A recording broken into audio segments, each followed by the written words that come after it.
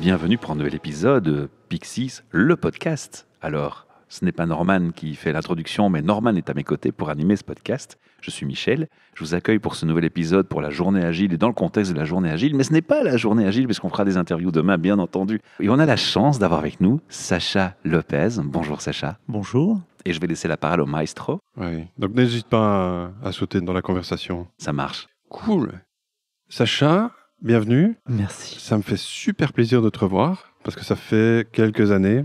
Je pense que c'est 2015 la dernière fois. Donc ça fait un bail. Je t'accueille aujourd'hui très volontiers donc à la journée agile. Enfin, c'est demain. Michel l'a dit, on est la veille. J'ai plein de questions à te poser, mais d'abord, je vais te laisser te présenter pour les auditeurs. Eh bien, bonjour à tous. Je m'appelle Sacha Lopez. Je suis le cofondateur du WorkLab. Le WorkLab, c'est un cabinet de conseil et de formation qui est spécialisé, on va dire, dans le collaboratif et dans l'innovation managériale. Donc moi, mon métier, c'est de la facilitation, c'est faire de l'architecture de démarche collaborative. Comment est-ce qu'on peut mobiliser les gens pour les faire produire des résultats ensemble de qualité et qui soient mis en œuvre à la fin.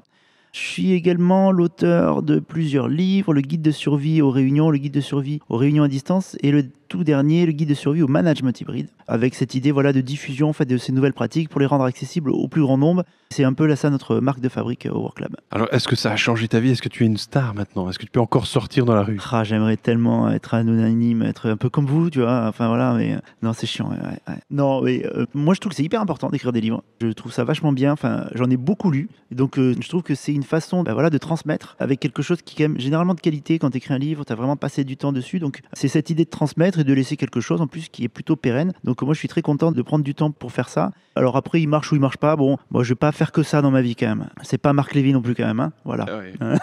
Transmettre et inspirer, j'ai envie de dire.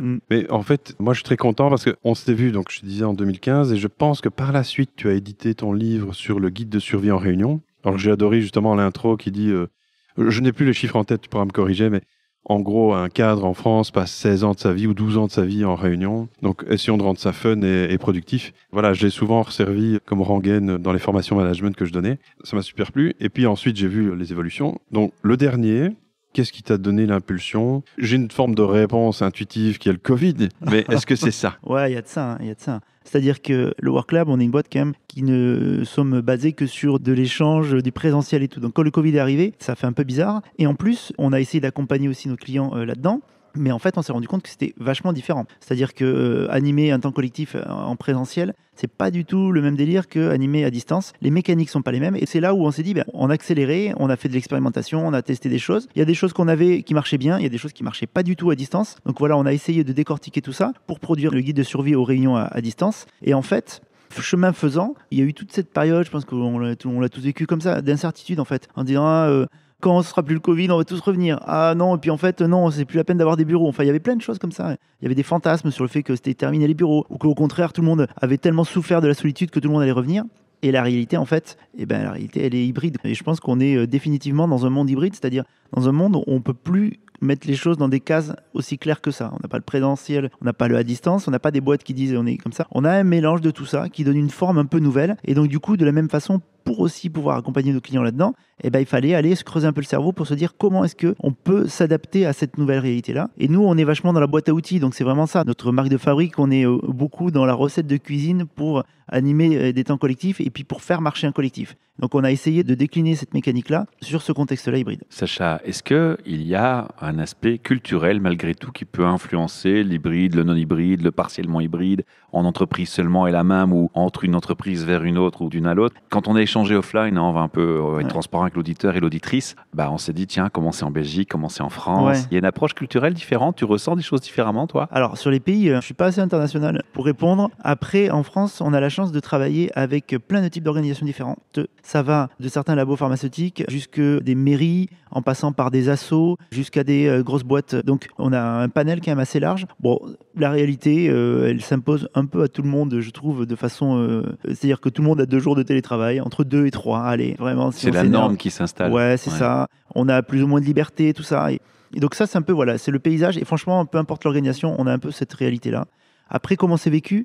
Ça va dépendre un peu de la culture de l'entreprise, effectivement. En fait, j'ai envie de dire, c'est pas pour faire mon lèche-botte, mais plus l'entreprise va être agile, mieux ça va se passer. Parce qu'en fait, ce truc-là est un révélateur d'une accélération pour aller vers plus d'agilité, plus de confiance. En fait, on ne peut pas faire du management à l'ancienne avec ce truc-là. Tu ne peux pas surveiller les gens, faire du micromanagement. Tu ne peux pas non plus être paternaliste à répondre à tous les trucs au fur et à mesure dès que quelqu'un a un problème. Donc du coup, tu es obligé d'aller vers ça. Et donc les boîtes, et nous on en accompagne pas mal qui sont allées déjà vers ça, et ben finalement, elles sont plutôt bien armées pour répondre à cette problématique-là. Sacha, moi je suis intrigué en fait. Est-ce que tu aurais des exemples croustillants à nous partager ? Parce que j'imagine que tu n'as pas écrit le livre tout seul dans ton coin, tu as eu contact avec le terrain. Donc, Sur des cas, alors j'ai eu des cas des clients, alors, notamment sur les réunions à distance qui sont assez épiques. Je ne sais pas si vous avez ça, vous aussi, mais en France, un des gros problèmes, c'est que les gens ne mettent pas la caméra. Ah oui, ça arrive. Oui. Pour créer de la cohésion dans une équipe, quand le seul contact avec ton équipe, c'est parler à des initiales pendant 1 heure le lundi matin, c'est un peu compliqué. Ouais. Toute ressemblance avec une réunion Teams serait purement fortuite. Mais bon. Et donc, du coup, il y a ce côté-là. Et je me suis toujours posé la question, pourquoi finalement les gens ne mettent pas leur caméra ? Il y a plusieurs raisons, mais il y en a une qui reprend cette anecdote-là, c'est qu'en fait, des fois, les gens n'ont pas prévu de mettre la caméra, et donc ils ne sont pas prêts physiquement à mettre la caméra. J'ai eu des retours de gens qui en fait étaient nus dans leur lit, et que quand tu leur demandes de mettre la caméra, en fait, à un moment, ils ont mis la caméra sans faire exprès, et que du coup, ils ne sont pas du tout visibles. Donc, bonne pratique. Si vous voulez que les gens mettent la caméra, prévenez-les avant. Ok. On vous demandera de mettre la caméra à cette réunion. Et donc, est-ce qu'on trouve ce conseil dans le bouquin ? Ah, ok, super. Habillez-vous, préparez-vous et allumez votre caméra. Moi, j'ai rencontré l'autre extrême, c'est le gars qui allume sa caméra, qui fait tout bien et dans les normes, mais il a oublié que sa femme allait passer l'aspirateur tout d'un coup derrière, et le chien qui passe aussi en même temps, quoi. Je trouve aussi que c'est un peu la réalité dans laquelle on est, c'est-à-dire qu'on est dans un monde hybride, les choses se mélangent joyeusement, on peut plus faire une distinction aussi étanche qu'on faisait avant. Et donc du coup, moi je trouve que le Covid, ça a été quand même aussi un accélérateur pour dire c'est bon, les enfants ils passent derrière, c'est bon quoi. On a tous vécu ça avec les gamins qui criaient, le chat qui monte ses fesses, machin. Donc je trouve que, en tout cas, moi dans ce que je vis, les clients qu'on accompagne, les gens sont beaucoup plus détendus sur ce qui se passe derrière, quoi, tu vois, où ils sont beaucoup plus indulgents parce qu'au final, ils ont compris. Et finalement, la vie elle est comme ça. De toute façon, il faut l'accepter. Chez toi, quand tu es chez toi, il y a de ta vie dedans. Tu peux pas faire. C'est comme ça. Donc voilà, il faut l'accepter et c'est la réalité. Et pourquoi pas c'est pas plus mal d'ailleurs. Hein. Je pense aussi, il y a eu des améliorations techniques. Typiquement, le fait de détourer la personne qui parle avec un fond soit flou, ou alors mettre un background derrière. C'est pas venu tout de suite. Je me rappelle, Zoom, dès le début du Covid, c'est pas encore possible. Ouais, c'est vrai, t'as raison.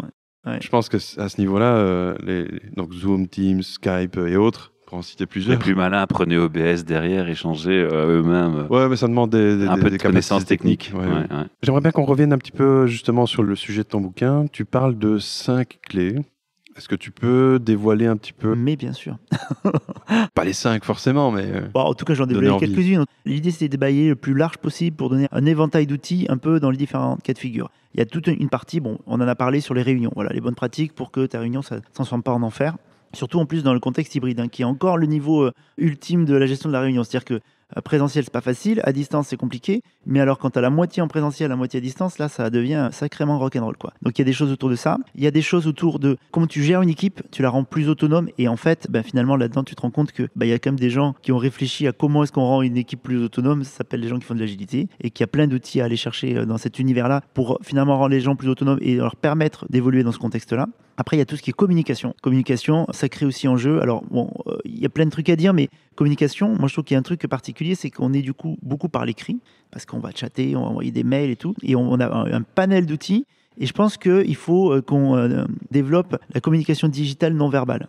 Quand tu es en présentiel, on est des homo sapiens, on est habitué depuis des centaines de milliers d'années à identifier que le petit ton de la voix, je sens que... Ah non, tu vois, on arrive à détecter plein de choses qui viennent enrichir le message. Tu vois, si je te dis « je vais bien », bon, ok. Si je te dis « je vais bien », oui, on y croit moins. Tu vois, je dis exactement le contraire, alors que finalement... Et on n'a même pas la morphopsychologie, on a juste la voix. Déjà rien que le ton de la voix, mais tu sais, souvent c'est ce qui est dit. Tu as en gros, alors ça dépend un peu des trucs, mais 7% qui passent par les mots, et le reste c'est le ton de la voix et la gestuelle. Donc du coup, quand on est dans des contextes où on passe beaucoup par l'écrit, ça aboutit souvent à des mauvaises compréhensions, à s'énerver. Enfin, je sais pas si vous avez déjà vécu ça, mais moi je me suis jamais autant énervé que par échange de mails, quoi. Ouais. ça monte très vite, tu vois. Et donc du coup, il faut réussir à apprivoiser ce digital non-verbal parce que finalement, on est moins habitué, mais ça veut dire des choses. Le temps de réponse que tu accordes à un mail veut dire un truc. Souvent, tu réponds plus vite à ton chef, à ton directeur qu'à quelqu'un d'autre. Si tu veux pas du tout répondre, tu ghostes, ça veut dire quelque chose aussi. C'est du non-verbal digital, quoi. Après, tu vas avoir l'intonation. Est-ce que tu mets des points d'exclamation ou pas ? Il a été prouvé que si tu mets pas de points d'exclamation, notamment dans des SMS, des choses comme ça marque de la froideur. Les gens le prennent comme de la froideur. Tu vois ce que je veux dire ? Okay. Donc, il y a plein de codes à maîtriser. Et ce que je dis dans le bouquin, hein, bon, pour rigoler un peu, c'est que il faut s'inspirer des maîtres, les gens qui arrivent vraiment à faire passer du non-verbal dans de l'écrit. J'ai nommé les adolescents. C'est-à-dire que quand tu regardes le fil de discussion d'un Snapchat, putain, c'est bourré d'émoticônes, de gifs, de points d'exclamation, de machin, de faits. En fait, ils ont quand même, alors, s'en inspirer sur tout cet aspect-là, peut-être pas sur l'orthographe, du coup, mais sur tout le reste, c'est quand même intéressant de voir comment ils font. Et donc, du coup, juste pour dire, introduire du coup des émoticônes. Moi, je trouve que ça, c'est un élément vachement intéressant qu'on ne s'autorise pas trop dans le monde pro, mais qui pour autant ramène du non-verbal, quoi. Mais il y a ChatGPT qui vient d'arriver, qui va uniformiser les communications. Ben oui, non, on communiquera même plus. Mon chat GPT communiquera avec ton Ouais. chat GPT. Peux-tu confirmer à demanderai- Sacha qu'il vient demain? Et je lui demanderai de faire un résumé à la fin. Ouais. Un résumé de résumé. Ok, super. Il y a aussi tout un aspect, mais peut-être qu'on va pas aller trop loin là-dessus, mais sur aussi, moi je trouve qu'il est important, comment tu te gères toi quand tu es en télétravail. Parce que c'est pas évident non plus quand même. Beaucoup de gens pensent que quand on est en télétravail, on travaille moins. Les chiffres te montrent qu'en moyenne, on bosse au moins 10% de plus, voire on bosse trop. T'as pas cette coupure, tu vois, entre vie pro, vie perso. Le trajet, même si c'est décrié par beaucoup de gens, au final, cet espace-là que tu avais entre les deux. Et donc, du coup, il faut se réorganiser aussi quand tu es en télétravail. Et donc, je donne plein de clés sur des méthodes d'efficacité personnelle, notamment Pomodoro, se faire des slots de 25 minutes dans lesquels tu coupes les notifications. Bon, bah ça, déjà, voilà, reprendre la main sur les notifications, c'est des éléments qui peuvent être intéressants. Et puis, le dernier truc qui est hyper important, bah, c'est garder du lien, en fait. Enfin, moi, en tout cas, ma conviction, c'est que dans cet univers-là, notamment dans le télétravail, on voit les bénéfices à court terme immédiatement. On perd moins de temps, on a une meilleure qualité de vie, vie pro, vie perso, super. Par contre, moi, je pense qu'à long terme, le gros risque, c'est le délitement du lien social entre les gens. On est des animaux sociaux, donc si on se voit plus, le jour où la boîte, elle va pas bien, le jour où on a besoin de se mobiliser, on a besoin d'innover, on a besoin ne serait-ce que de faire la solidarité, bah, tu vas pas être solidaire avec des initiales avec qui tu discutes le lundi, quoi. Tu vois, il y a un moment, faut et donc là, il y a tout cet aspect de dire, on se voit moins, mais on se voit mieux. Moi, je trouve que c'est voilà un truc important.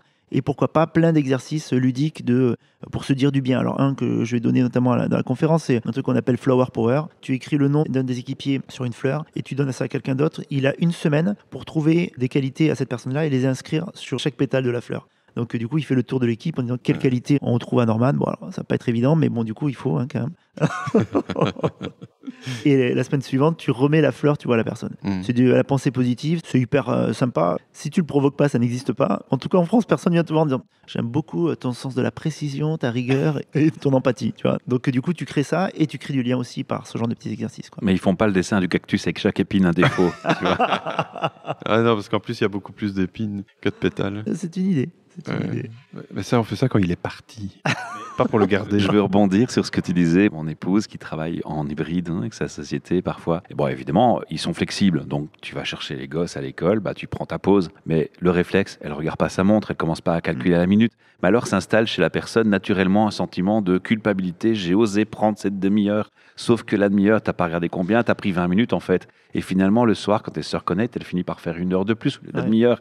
Et c'est comme ça qu'en fait s'installe cette surproductivité. Et aussi, l'autre aspect, c'est on t'invite pas à la machine à café toutes les 2 heures. Allons boire un café, on va causer pour éviter le travail chez certains ou pour vraiment une pause café pour d'autres. Ça n'existe pas. Donc oui, je comprends qu'il y ait plus de productivité en fait. Oui, non, mais je me rappelle vraiment du premier confinement, donc vraiment mars 2020. Ouais, je pense que je faisais 10 heures par jour. En plus, les enfants n'allaient pas à l'école, donc j'avais pas à me tracasser. Est-ce que je vais les chercher à l'école? Là c'est les pire conduire? encore, t'en fais encore plus. Il faisait super beau en plus. Par contre, j'ai remarqué très vite que moi j'ai mon bureau au 2e étage dans la maison, donc dans le grenier, et du coup, c'était le seul moment que j'avais entre mon boulot et la maison en fait. Ouais. Tu avais quand même réussi à matérialiser une différence entre les deux, quoi. Oui, mais c'était pas suffisant. Donc j'avais beau traîner les pieds dans les escaliers, ça ne marchait pas. Donc je faisais une marche. J'ai la chance d'habiter en campagne, donc je pouvais quand même sortir. Malheureusement, en ville, les gens ne pouvaient pas sortir, donc moi j'avais cette chance. Et même le jardin, je pouvais aller me promener dans le jardin. Donc j'ai remarqué très vite que j'avais besoin de ça en fait. Bah, tu vois, dans le bouquin, c'est dans la partie tout ce qui est travailler sur soi, tu vois, quand on télétravaille, il y a le côté routine, c'est exactement ce que tu dis. Et d'ailleurs, j'avais fait un post sur LinkedIn il n'y a pas longtemps sur ce côté, comment tu fais la différence entre la vie pro et la vie perso. Est-ce qu'il y en a qui utilisent des routines? Et il y a beaucoup de gens qui font ça, d'aller marcher. Moi aussi, je le fais d'ailleurs. Et le côté routine est hyper intéressant parce que tu te crées des mécaniques comme ça où au bout d'un moment, tu ne fais plus d'efforts, ton cerveau ne fait plus d'efforts pour faire quelque chose, mais qui pour autant est bénéfique. Aller marcher, c'est hyper bénéfique. Oui. Et ce truc-là aussi permet de faire la zone tampon entre les deux. Donc super pratique. J'adore marcher en fait. C'est des moments créatifs. Et par exemple, parfois, je vais me promener avec mon épouse. Et je parle pas énormément à la maison. Je suis quelqu'un d'assez posé, j'observe. Voilà. Mais là, je n'arrête pas en fait. Je lui raconte ma vie. Ça a quand même bien plus marcher avec toi. Non, c'est Mamel qui me stimule à aller J'adore ton marcher. humour. Je veux en savoir plus. Ouais. Donc on parlait des ingrédients qui vont favoriser cette culture hybride, ou en tout cas qui vont faciliter tout ça. Donc on a parlé de l'agilité. Voilà. C'est pour moi clairement, mais ça favorise justement la communication et le fait d'avoir des équipes hybrides. Est-ce que tu en as d'autres, des caractéristiques d'entreprise ou d'organisation qui vont faire que là, chez eux, d'emblée, je peux imaginer que ça va être plus facile que d'autres? C'est un peu lié, mais tu as la confiance, quoi, en fait. En gros, c'est du management par la confiance, quoi. Tu vois, c'est ça aussi qui est intéressant, je trouve, dans ce mode de management-là. C'est ce que je disais, c'est qu'il y a eu plein de vagues de management que certains pourraient décrire comme des modes. Donc, tu as eu le manager directif, tu as eu le manager paternaliste ou maternaliste, tu as eu le manager agile, le manager coach, le manager leader, le manager facilitateur. Bon, aujourd'hui, on est dans un manager hybride, mais c'est pas que c'est une mode, c'est que c'est comme ça, quoi. C'est une réalité qui s'impose à nous, il faut bien s'adapter. Et donc, effectivement, un des aspects, moi, je pense, qui est le plus important là-dedans, c'est la confiance. Ce qu'on se disait, ça illustre exactement ce que tu dis, Michel, c'est qu'on ne peut pas être derrière les gens.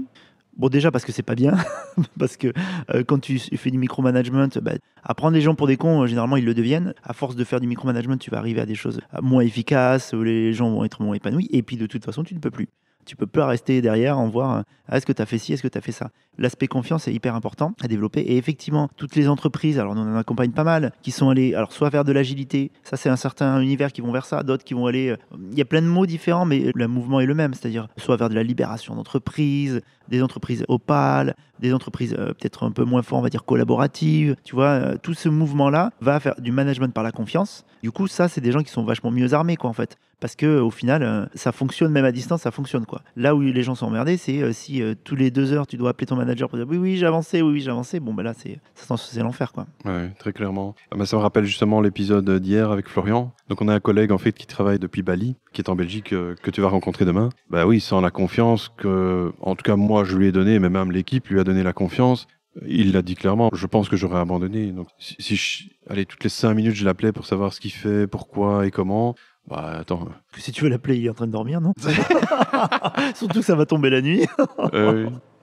Il y a la confiance, et après, bon, il y a quand même aussi le côté manager par objectif aussi. Tous les gens n'ont pas cette habitude-là. C'est-à-dire, là, pour le coup, on a vachement besoin de redonner du sens. Alors ça, c'est le truc un peu tarte à la crème. Enfin, là, pour le coup, c'est vraiment vrai.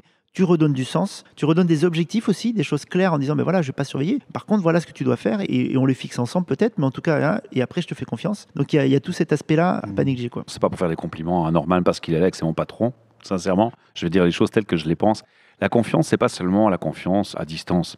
On peut aussi, parce qu'on travaille en hybride entre nous, je fais un jour semaine, une fois au bureau, d'autres fois chez moi. La confiance, elle était plus pour moi parce que à peine arrivé, j'ai fait une suggestion, on me fait confiance, on me laisse faire. Et par exemple, j'ai proposé une idée de mettre sur notre site pour équipe les petites voix d'1 minute qui présentent chacun et pas seulement une photo, tu vois. Vous me laissez faire immédiatement, vous m'avez fait confiance. Rien que ce geste-là, ça te rassure tellement, ça te donne tellement d'enthousiasme de dire waouh, on m'a directement écouté. Voilà, il faut parfois une toute petite chose, un petit détail, ça donne une image définitive, bien forte, bien ancrée. Et let's go, t'es parti, quoi. Oui, puis c'est un exercice qu'on va, entre guillemets, vous obliger à faire demain. Vous allez pitcher. Et c'était ça, en fait. C'était, si j'ai envie de connaître un peu mieux Norman, Michel, Eric et ainsi de suite, déjà, entendre la voix, ça transpose quelque chose de la personnalité d'Eric ou d'un membre de l'équipe. Et puis, après, il y a le contenu. C'est qu'est-ce qu'il raconte? Est-ce que ça m'intéresse? Tiens, il a parlé de ça, ça me rend curieux. Je vais le contacter sur LinkedIn ou par mail. Ça, c'était, en gros, oui. C'était très créatif pour moi, même si pour toi ça paraît évident. On est là autour de micro, c'est ta vie. Moi, je l'aurais jamais pensé sur le site. Et après, ça rejoint un peu tout ce qui peut être dit autour des entreprises libérées. En gros, c'est vrai que les gens, ils arrivent quand même généralement dans une boîte plutôt motivés quand même. Sinon, ils viennent pas. Bon, ou alors c'est vraiment alimentaire, mais bon, j'ose espérer que quand même, au moins au début, ils sont motivés, quoi.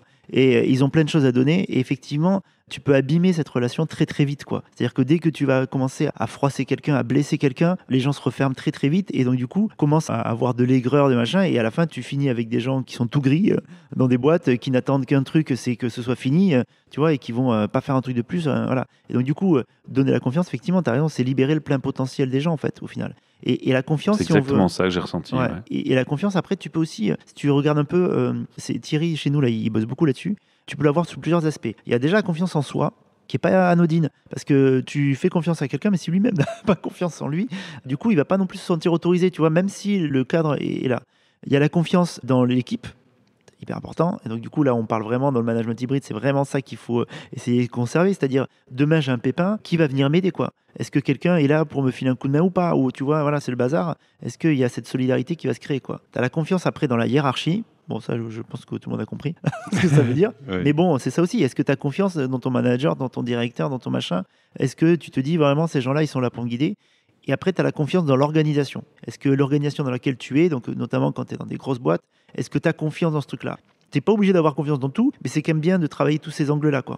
Il n'y a pas que la confiance, c'est aussi l'aspect, je prends des grosses boîtes où j'ai pu parfois travailler, où tu as le sentiment que c'est un mammouth et que pour lui faire 2 pas sur la gauche plutôt que la droite, c'est une source d'énergie épouvantable à mettre en place. Et la première réflexion qu'on te répond à chaque initiative que tu proposes, c'est « Oui, mais les procédures, il y a une raison historique, on ne peut pas risquer de... Oui, mais... » Alors, une fois, ça passe, 2 fois, ça passe, mais au bout de 20 fois, c'est là que tu vois les flammes s'éteindre. Ouais, c'est ça. La passion s'éteint, clairement. Oui, si tu prends les entreprises libérées, justement, tu vas pas avoir ce genre de mammouth. Non. Parce qu'elles vont distribuer le pouvoir, elles vont c'est rendre là où l'agilité a sa équipes force. autonomes. Oui, Ouais. bien sûr. Après, bon, je ne vais pas rentrer trop dans le débat, mais tu commences quand même à voir poindre des choses sur les entreprises libérées qui ne sont pas tout roses non plus, hein. Là, c'est des gens qui ont lu le bouquin, qui voudraient, mais qui n'ont pas mis les moyens. Ah non, c'est pas que ça. Non, Non, il y pas a que des gens ça. qui l'ont vraiment fait, mais qui mettent les gens en souffrance aussi des fois. Ouais. En fait, tu as eu des ça. C'est-à-dire que dans certaines boîtes, ça s'est transformé en une pression de ton chef par une pression du collectif, quoi. Ouais. Ce qui n'est pas forcément mieux, en fait. Ouais, mais J'impose le bonheur au travail, par exemple. Non, mais où tu dis, si tu veux, c'est pas le chef qui licencie, mais par contre, on est tous objectivés, je sais pas moi, sur un truc, hein, sur les résultats, et c'est ça qui va faire notre chiffre d'affaires, ou notre bonus, ou notre salaire. Et t'as un mec qui est pas bon ou machin. Bon, bah, c'est le groupe qui va l'éjecter, tu vois. Mais c'est dur aussi, quoi. C'est hyper difficile comme truc. C'est violent. Et tu fais aussi.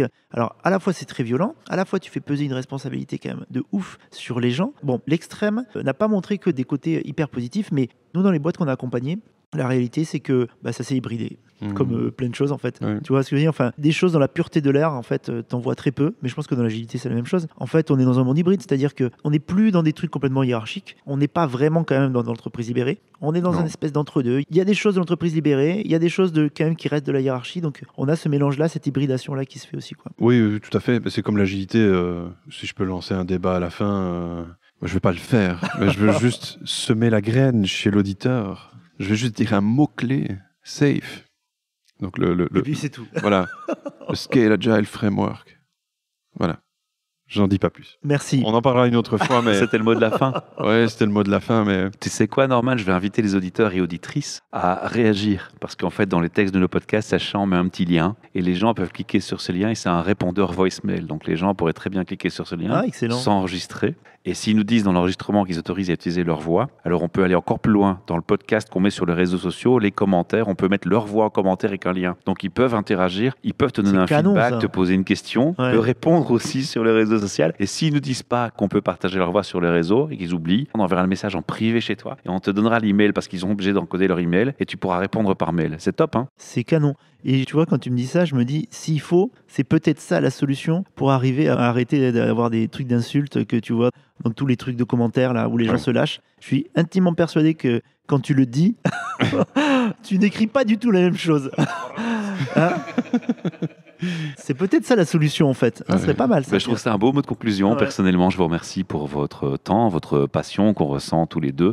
Moi, je suis heureux de participer à cette aventure aussi chez La Journée Agile. Il est trop tard pour nous rejoindre demain, il fallait être Ouais. inscrit. Mais par contre, allez vous renseigner pour la Journée Agile 2024. Hein. Il est jamais trop tard pour prendre des infos. de toute façon, ils peuvent rester un petit peu au courant. Donc, on a la chaîne YouTube, Ouais. on a la page sur LinkedIn, Facebook. Il y a plein de moyens de continuer l'expérience Journée Agile. Et il y a le podcast. Et il y a le podcast, surtout. Et le voicemail du podcast. Oui. Utilisez-le. Un petit mot pour Sacha. Ouais, un encouragement. Et toi, je vais te laisser le mot de la fin. Si on a envie de te contacter, donc si quelqu'un écoute ce podcast, il a envie de te contacter, il fait comment? Et s'il veut acheter ton livre, il fait comment? T'as un site internet? Alors on a un site worklab.fr. Mhm. www.worklab.fr. Moi, je suis très actif sur LinkedIn en ce moment. Je suis à fond. Donc n'hésitez pas à me mettre, j'accepterai bien volontiers les demandes de contact et comme ça on pourra échanger directement. Et puis le livre... Mais pas pour te vendre un truc. Hein. Si on veut te vendre un aspirateur, on évite. D'accord. Bah écoute, c'est le jeu, ma pauvre Lucette. Qu'est-ce que tu veux? La moitié, c'est vrai que la moitié de mes messages, c'est quand même ça. Mais bon. Et sinon, le livre, il est disponible dans toutes les bonnes librairies normalement. Hein. J'espère qu'il est distribué aussi en Belgique, mais je pense que oui, parce qu'il est précédent l'été. Alors il est sur la Fnac, sur Amazon aussi. Voilà. Okay.